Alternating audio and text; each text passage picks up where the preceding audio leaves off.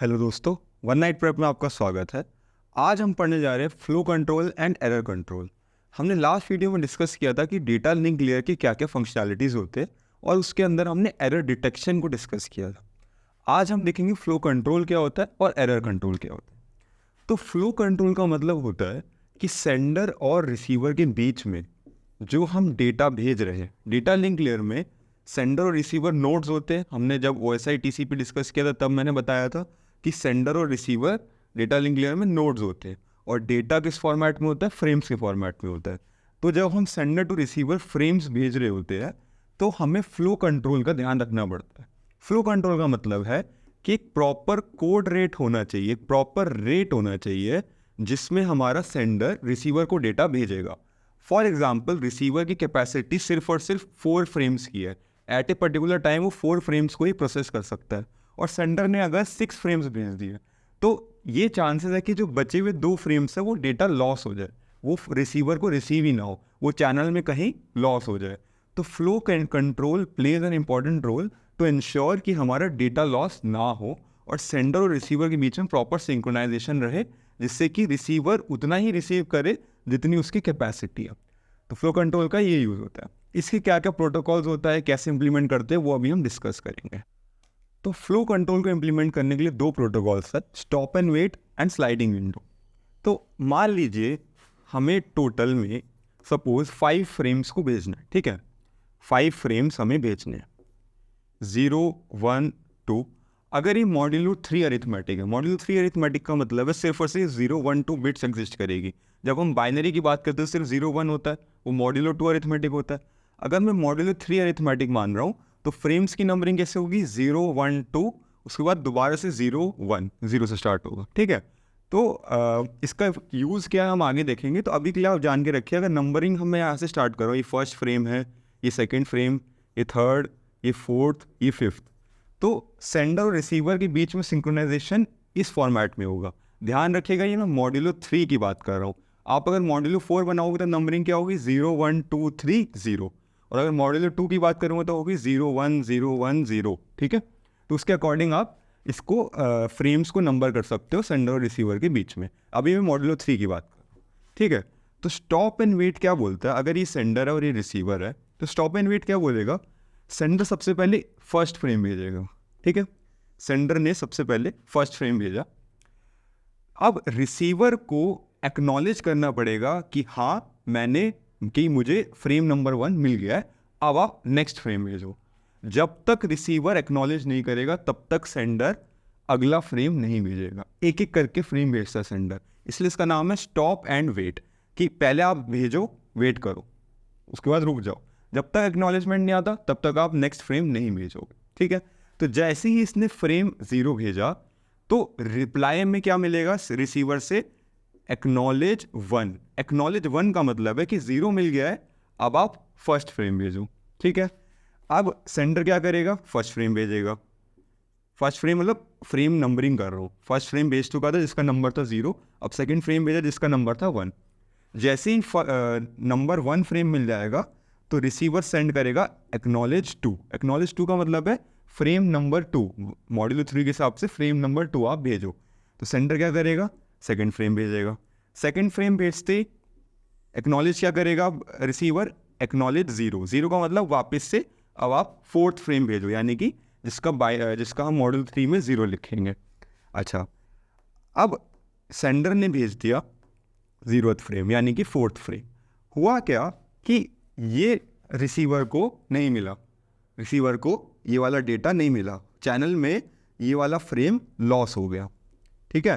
तो इस केस में क्या होगा, रिसीवर नेगेटिव एक्नॉलेजमेंट भेज देगा कि मुझे डेटा मिला ही नहीं, मुझे डेटा मिला ही नहीं।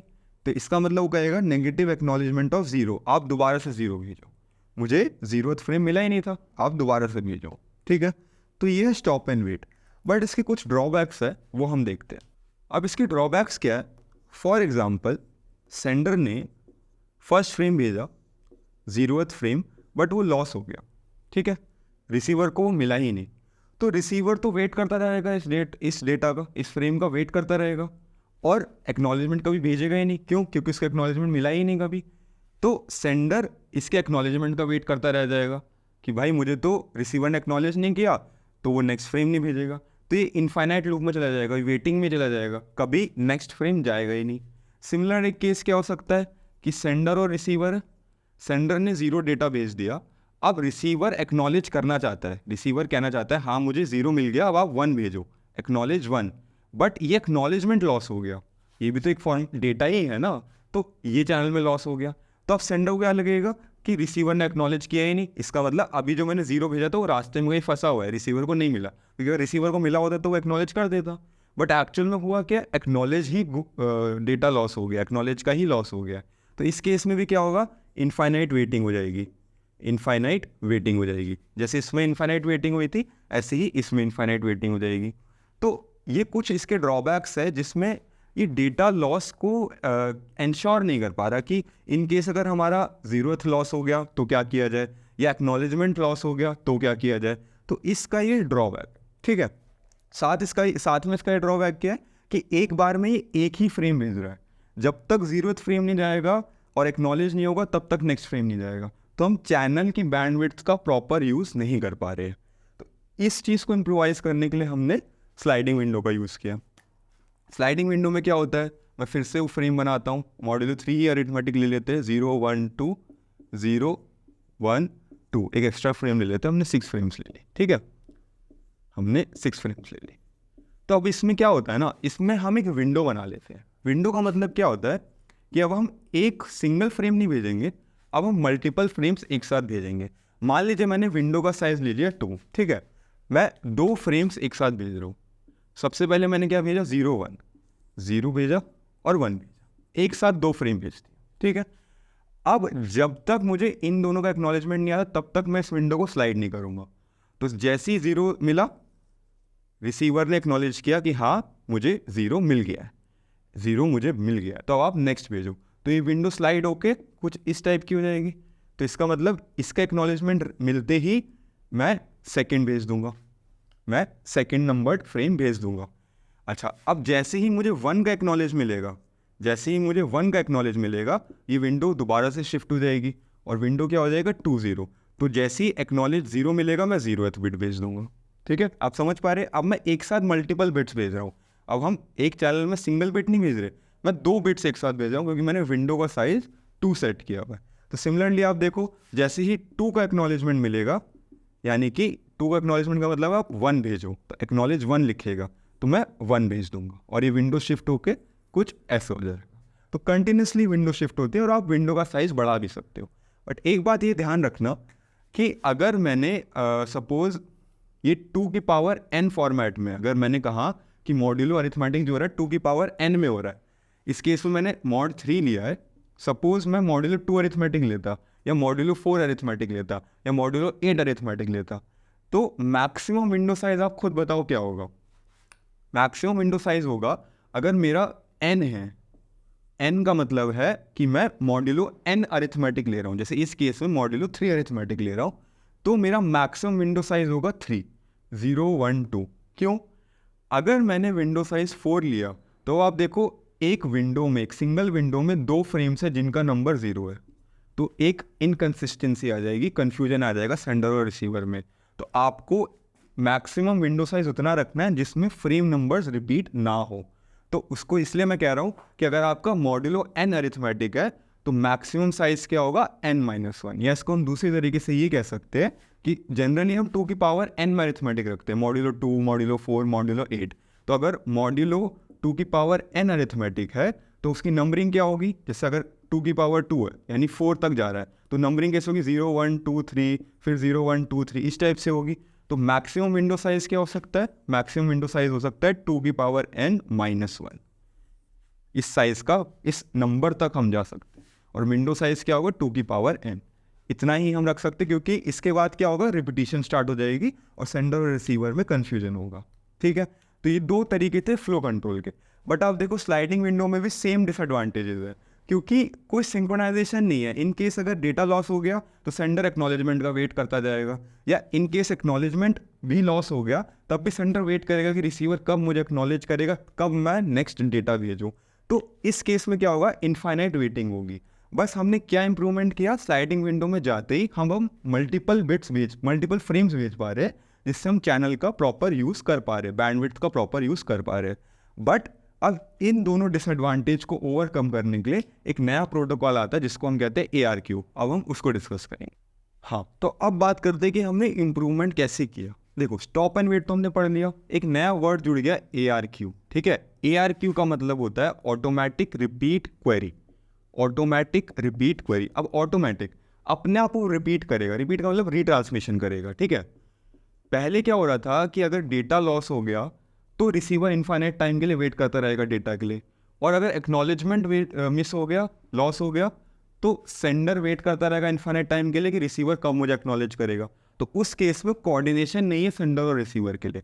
बट अब हमने एक नया प्रोटोकॉल जोड़ा ARQ, जो कि हमें वो डिसएडवांटेज ओवरकम करने में मदद करेगा। तो होता क्या है, सेंडर और रिसीवर है, हम फ्रेम्स ट्रांसमिट कर रहे हैं, और मान लीजिए मैं मॉड्यूलर 2 अरिथमेटिक की बात कर रहा हूँ, मतलब जो फ्रेम्स नंबर्ड है मेरे वो 0-1 है। ठीक है, 0-1 0-1 0-1 इस टाइप से। ठीक है, और प्रॉपर नंबरिंग करनी है तो first frame, second frame, third frame, fourth, fifth and sixth. ठीक है, तो होगा क्या, अच्छा स्टॉप एंड वेट है। स्टॉप एंड वेट का क्या मतलब होता है, एक बार में एक ही फ्रेम हम ट्रांसफर करेंगे, जब एक्नॉलेजमेंट मिलेगा तभी हम नेक्स्ट फ्रेम करेंगे। स्लाइडिंग विंडो में हम मल्टीपल फ्रेम्स करते हैं। तो अब ARQ का यूज़ देखते हैं हम क्या करते हैं। ARQ बेसिकली एक टाइमर लगा देता है सेंडर और रिसीवर के बीच में। उस टाइमर का रोल ये है कि सेंडर ने डेटा भेजा, सबसे पहले भेजा 0th फ्रेम, जो 0 नंबर्ड फ्रेम थी उसको भेजा। अभी मैं एक परफेक्ट केस की बात कर रहा हूँ, जो आइडियल केस है। आइडियल केस क्या था कि 0 भेजा और एक्नॉलेजमेंट मिल गया, साथ में बोला 1, यानी फर्स्ट फ्रेम भेजो। उसने फर्स्ट भेजा और सिमिलरली एक्नॉलेजमेंट 0 भेज दिया। ठीक है, ये एक आइडियल केस है जो कि पहले भी हो रहा था। बट अब हमने डिस्कस किया था कि क्या नहीं हो पा रहा था, कि इन केस डेटा लॉस हो गया। तो वो मैं केस लेता हूँ, सेंडर और रिसीवर, और हम 0th बिट ट्रांसमिट कर रहे थे बट वो ही लॉस हो गई। ठीक है, तो हम क्या इंश्योर करते हैं ना, सेंडर और रिसीवर के बीच में एक टाइमर होता है। फॉर एग्जाम्पल, मैं एग्जाम्पल के लिए ले रहा हूँ कि सपोज ये टाइमर है 2 सेकेंड, 2 सेकेंड का हमने टाइमर ले लिया। तो सेंडर ने 0th फ्रेम भेजा, वो 2 सेकेंड वेट करेगा एक्नॉलेजमेंट का, कि वो मान लेगा कि मैं 2 सेकेंड दे रहा हूँ कि ये डेटा जाएगा और रिसीवर एक्नॉलेज करेगा। इन केस 2 सेकेंड के अंदर अंदर रिसीवर ने एक्नॉलेज नहीं किया, तो सेंडर अज्यूम कर लेगा कि या तो डेटा लॉस हुआ या एक्नॉलेजमेंट लॉस हुआ, और सेंडर दोबारा से 0 भेजेगा। ठीक है, और इस केस में 0 पहुंच गया और रिसीवर एक्नॉलेज कर देगा, फिर से 2 सेकेंड वेट करेगा। ठीक है, तो ये टाइमर इंश्योर करता है कि ऑटोमेटिकली वो रिपीट करेगा, ऑटोमेटिकली वो रीट्रांसमिट कर देगा डेटा। ठीक है, तो पहला केस क्या था, डेटा लॉस। डेटा लॉस को इसने हैंडल कर लिया। सेकेंड केस देखिए, सिमिलरली अगर एक्नॉलेजमेंट लॉस हो गया, मैंने 0th फ्रेम भेजा, अब एक्नॉलेज 1 यानी कि फर्स्ट फ्रेम भेजो, इसका एक्नॉलेजमेंट लॉस हो गया। तो सेंडर फिर से 2 सेकेंड का ही वेट कर रहा है। सेंडर ने 2 सेकेंड का एक टाइमर लगा रखा है, जिसमें वो कहेगा कि मैंने डेटा भेजा, साथ में मुझे एक्नॉलेजमेंट इस 2 सेकेंड में मिल जाना चाहिए। नहीं मिला, इसका मतलब कोई एक चीज़ लॉस हो गई, वो रिट्रांसमिट करेगा, वो 0 भेजेगा। पर रिसीवर कहेगा अरे तुमने अभी तो 0 भेजा था, तुमने दोबारा से मुझे 0 भेजा। तो इसका मतलब ये नहीं कि वो अपने रिसीविंग एंड पे 2 0 कर देगा, नहीं, उसको पता है कि ये इसने रीट्रांसमिट करा है और मेरा एक्नॉलेजमेंट मिस हो गया होगा, इसलिए उसने दोबारा भेजा है। तो वो फिर से एक्नॉलेजमेंट 1 करेगा, और ये डबल काउंट नहीं हो जाएगा रिसीविंग एंड पे, इसका ध्यान रखना, वो एक ही बार उसको काउंट करेगा। ठीक है, तो सेकेंड जो था हमारा एक्नॉलेजमेंट लॉस का, वो वाला केस भी हैंडल हो गया। अच्छा, एक चीज़ और इसमें इंश्योर होती है, क्या चीज़, कि सपोज सेंडर और रिसीवर था, सेंडर ने 0 भेजा, रिसीवर ने भी एक्नॉलेज किया 1, बट एक्नॉलेजमेंट कहीं रास्ते में अटक गया, पहुंच तो गया पर देर से पहुंचा, मतलब 2 सेकेंड के बाद पहुंचा, मान लीजिए 3 सेकेंड बाद पहुंचा। तो सेंडर कहेगा 2 सेकेंड के बाद मुझे मतलब नहीं है, तुमने भेजा नहीं भेजा, मेरे हिसाब से तुमने खो दिया है। तो खोने का मतलब है वो दोबारा से 0 भेजेगा, और फिर रिसीवर कहेगा ये तो तुमने दोबारा भेज दिया, कहेगा कोई बात नहीं, कुछ कन्फ्यूजन होगा, वो फिर से एक्नॉलेज कर देगा 1, और ये होगा फिर से 2 सेकेंड में। ठीक है, तो ऑटोमेटिक रिपीट क्वेरी इंश्योर करता है कि आपका कोई भी डेटा लॉस होता है तो वो रीट्रांसमिट करेगा। तो ये आता है हमारा एरर कंट्रोल के अंडर। एरर कंट्रोल में ये कंट्रोल कर रहा है कि एरर लॉस, डेटा लॉस भी तो एक टाइप का एरर ही है, तो वो उसको कंट्रोल कर रहा है। कैसे? रीट्रांसमिशन से। मैंने लास्ट वीडियो में आपको बताया था कि हमने डिटेक्ट किया था, इसमें हम रीट्रांसमिशन डिस्कस करेंगे और नेक्स्ट में हम करेक्शन, हम रीट्रांसमिट नहीं करवाएंगे, जो हमें डेटा मिला हम उसको करेक्ट करेंगे, वो हम नेक्स्ट वीडियो में डिस्कस करेंगे। तो अभी आई होप आपको ये वाला प्रोटोकॉल समझ आया होगा। तो बट इसका सिर्फ एक सिंगल डिसएडवांटेज क्या है कि स्टॉप एंड वेट है। स्टॉप एंड वेट का मतलब है एक बार में एक ही फ्रेम भेजेगा, तो चैनल बैंडविड्थ का प्रॉपर यूज़ नहीं हो पाएगा। तो अभी हमने स्लाइडिंग विंडो पढ़ा था, उसमें ARQ ऐड कर देंगे, तो उससे क्या होगा, स्लाइडिंग विंडो का भी एडवांटेज आएगा, साथ में ARQ का भी आएगा। तो अब वो डिस्कस करते हैं। तो अब डिस्कस करते हैं स्लाइडिंग विंडो ARQ। तो स्लाइडिंग विंडो ARQ दो टाइप्स के होते हैं, एक है गो बैक एन और सेलेक्टिव रिपीट। ठीक है, अब स्लाइडिंग विंडो को ही हमने दो पार्ट्स में डिवाइड किया, दोनों को डिस्कस करते हैं।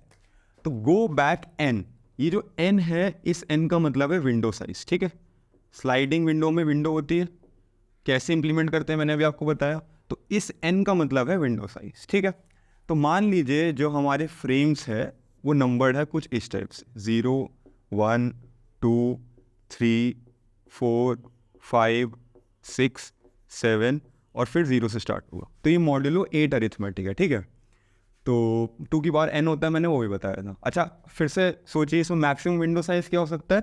मैक्सिमम विंडो साइज़ 8 हो सकता है, 0 से लेके 7 तक। क्यों? अगर मैं 0 से लेके 0 कर दूंगा तो ये कन्फ्यूजन क्रिएट कर देगा कि 2 0 कैसे आ गए एक विंडो में, तो कौन से वाले 0 की बात हो रही है, ये कन्फ्यूजन आ जाएगा।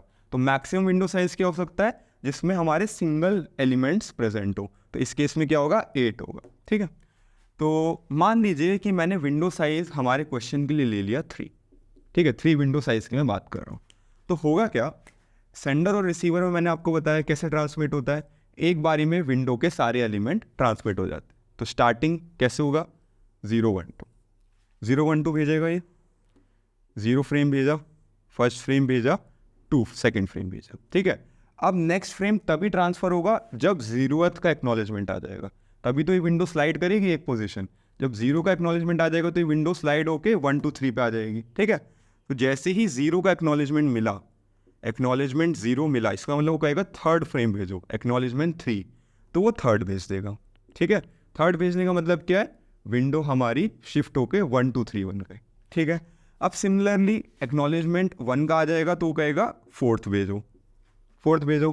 तो फोर्थ का मतलब है ये विंडो स्लाइड हो गई और 2 3 4 पे आ गई, तो अब हमने फोर्थ फ्रेम भेज दिया। ठीक है, तो अगर मैं फ्रेम्स की बात करूं कि अभी तक क्या क्या सेंड हुआ है, अभी तक हमने 0 भेजा, फिर 1 भेजा, फिर 2, फिर 3 और फिर 4, यहाँ तक हम भेज चुके हैं।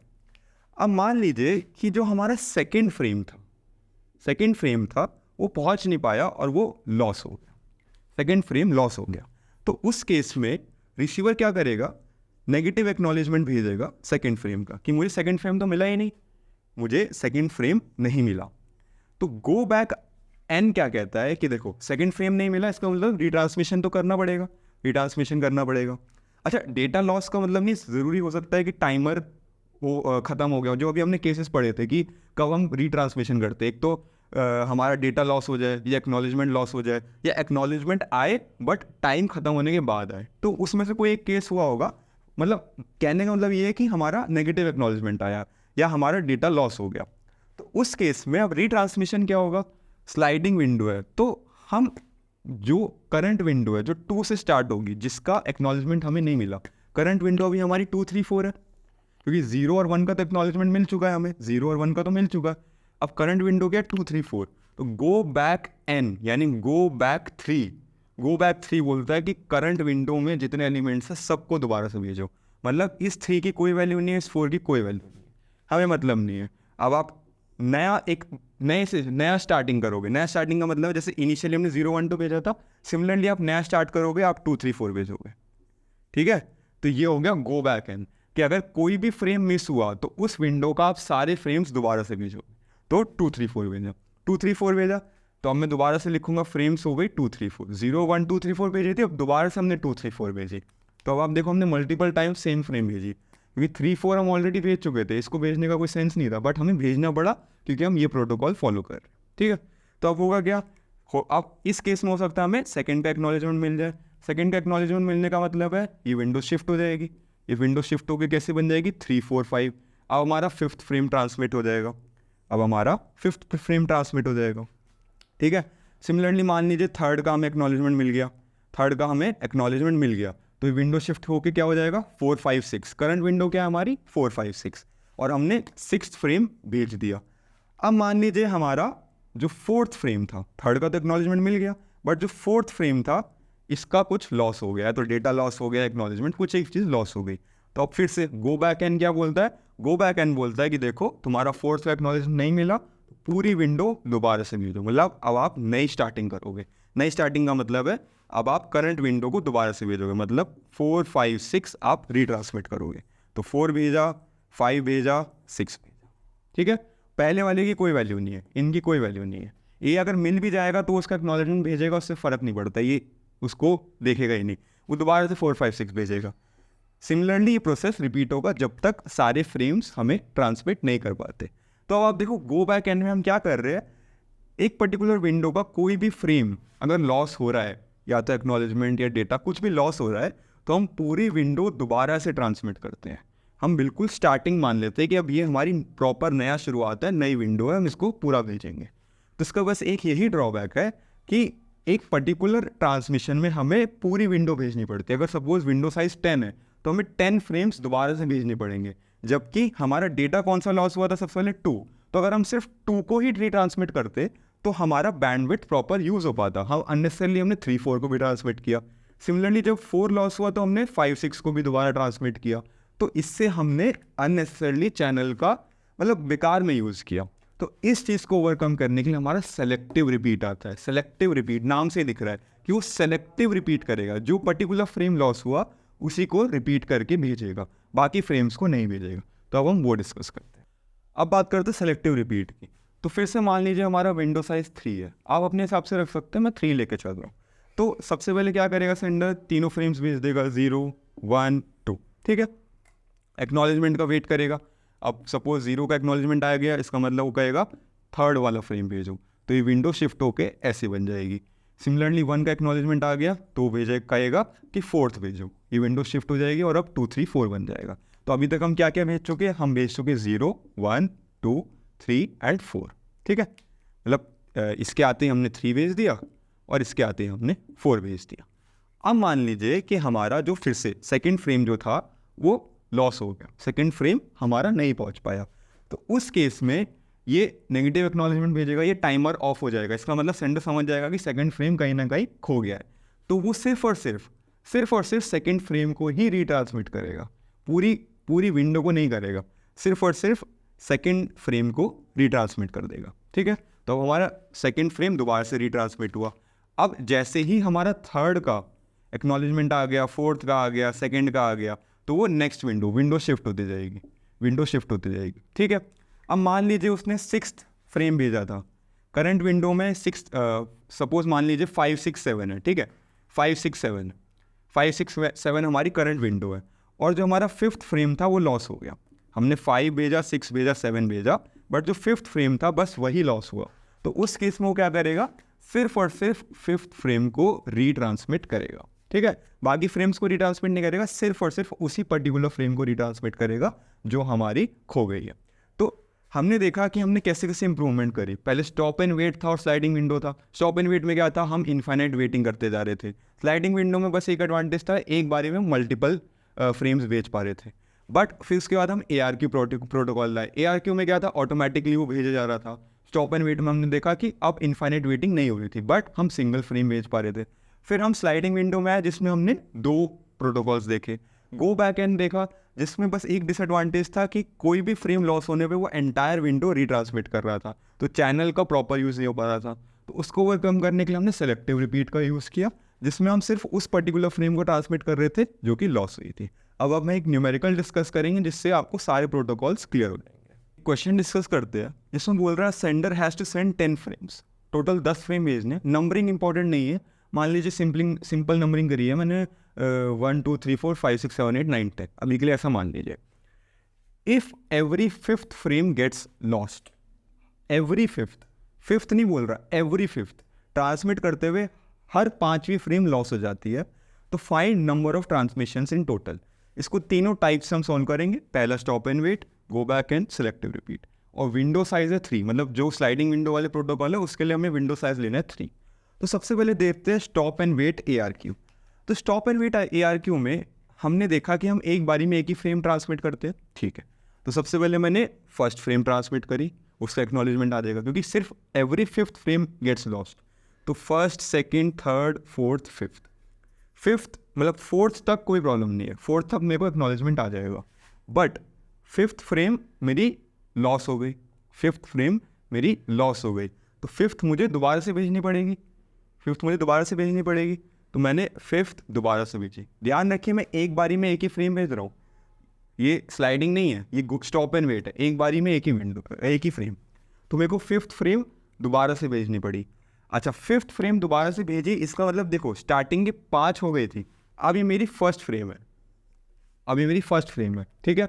तो ध्यान रखिएगा कि जब मैं अब रीट्रांसमिशन कर रहा हूँ तो उस केस में ये अब फर्स्ट फ्रेम बन गया है, मतलब एवरी फिफ्थ के लिए अभी फर्स्ट फ्रेम बन गया है, ठीक है। तो अब फिफ्थ भेजा मैंने, कोई दिक्कत नहीं आई, सिक्स भेजा, कोई दिक्कत नहीं, सेवन्थ में भी नहीं आई, एट्थ में भी नहीं आई, नाइन्थ में भी नहीं आई, नाइन्थ में आई। क्यों? नाइन्थ आप देखो, ये first frame, second frame, third frame, fourth frame, fifth frame, every fifth frame gets loss. तो नाइन्थ फ्रेम लॉस हो जाएगा, तो मुझे नाइन्थ को दोबारा से भेजना पड़ेगा। नाइन्थ को दोबारा भेजा और 10 को दोबारा भेजा, अब कोई लॉस नहीं, ठीक है। तो टोटल में हमारे 2 फ्रेम्स लॉस हुए थे। ये मैं नंबर ऑफ फ्रेम्स लिख रहा हूँ क्योंकि every fifth frame gets lost है, ठीक है। तो एवरी फिफ्थ फ्रेम में एक तो फिफ्थ फ्रेम आई, साथ में 9th फ्रेम आई। तब आप देखो टोटल नंबर ऑफ ट्रांसमिशन कितने हुए, 1 2 3 4 5 6 7 8 9 10 11 12। टोटल में हमारे 12 ट्रांसमिशंस हुए, ठीक है, टोटल 12। अब बात करते हैं गो बैक NARQ की, जो कि हमारा स्लाइडिंग विंडो था। विंडो साइज हमारा 3 है, तो मैं सारे फ्रेम्स लिख देता हूँ, 1 2 3 4 5 6 7 8 9 10, ठीक है, ये हमारे सारे फ्रेम्स। तो विंडो साइज 3 है, तो सबसे पहले फर्स्ट स्टार्टिंग 3 फ्रेम्स हमारे चले जाएंगे। अच्छा, फिफ्थ फ्रेम जो है हमारा वो लॉस होगा, ठीक है। तो अभी तो 3 ही फ्रेम भेजे, इसका एक्नॉलेजमेंट आते ही हमारी विंडो शिफ्ट हो जाएगी और 2 3 4 यानी हम फोर्थ फ्रेम भेजेंगे। सेकेंड का एक्नॉलेजमेंट आते ही हम नेक्स्ट भेजेंगे 3 4 5 यानी फिफ्थ फ्रेम भेजेंगे। थर्ड का एक्नॉलेजमेंट आएगा, थर्ड का तो आ ही जाएगा क्योंकि वो थोड़ी लॉस हुआ है, तो हम नेक्स्ट इसको स्लाइड करके 6th फ्रेम भेजेंगे। फोर्थ का एक्नॉलेजमेंट आएगा, इसको स्लाइड करके हम 7th फ्रेम भेजेंगे। बट अब हुआ क्या, फिफ्थ का एक्नॉलेजमेंट नहीं आया। क्यों? क्योंकि फिफ्थ फ्रेम गेट्स लॉस्ट।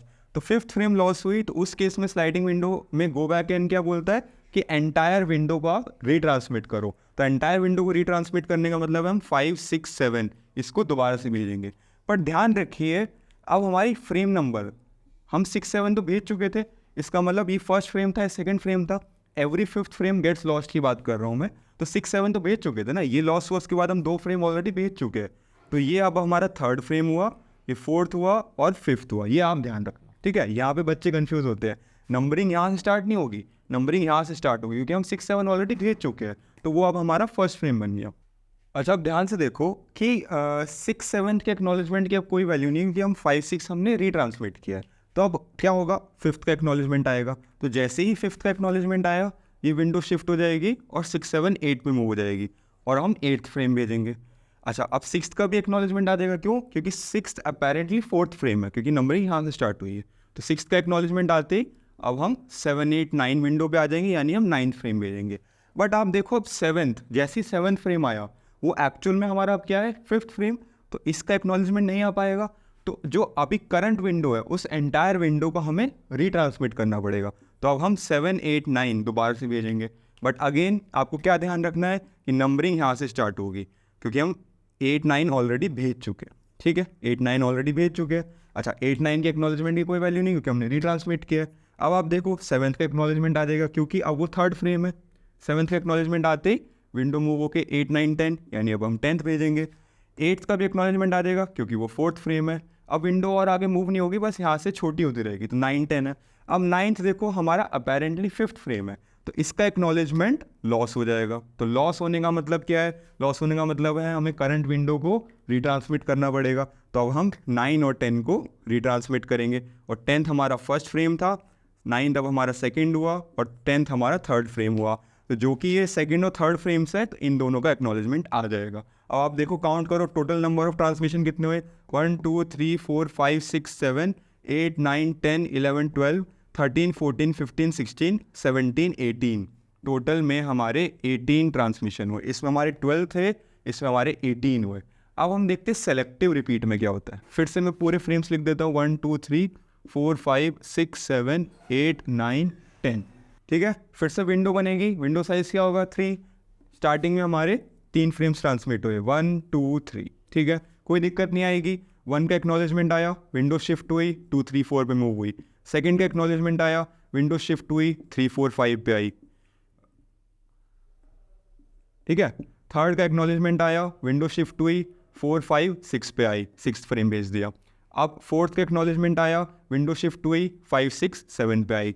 ठीक है, तो अब हमारा 5th फ्रेम था, ये 5th फ्रेम था, इसका एक्नॉलेजमेंट नहीं आ पाएगा।